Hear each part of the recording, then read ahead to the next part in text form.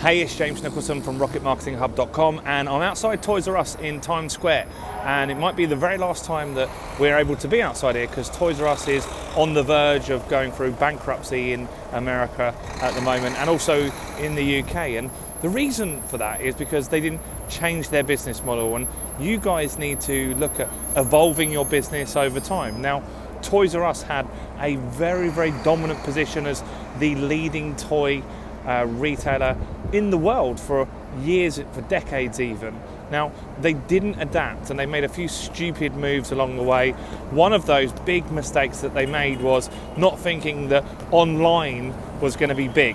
So they launched their online stuff and they gave their online fulfillment to Amazon to do. They just let Amazon run their online enterprise for them, which meant that Amazon became the place to buy toys, not Toys R Us online, which was a really, really stupid move. And they also haven't changed their stores in years. So what happens when you go into a Toys R Us is you go in there and you see the same toys that you see on Amazon. They're no different. They didn't get any unique products or services in there.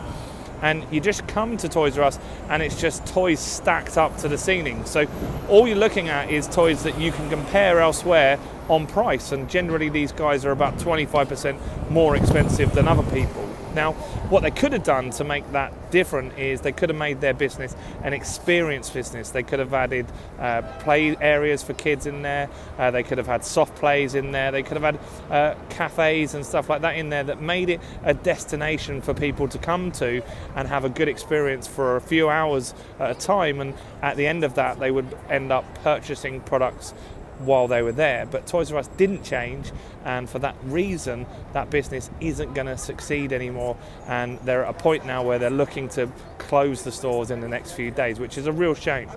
So the message for your business from this is that you've got to change, you've got to adapt, you've got to be online, you've got to be seen online and heard online, and make it accessible for your customers to buy your products and services online. Whatever it is, if you're a plumber, an estate agent, a butcher, a baker, a candlestick maker, whatever it is that you guys do, you need to be accessible online, because any business is going to move online and you have to be there. So make sure you change your business and don't be the next Toys R Us guys. That's it from me. I'll see you guys soon. Bye-bye.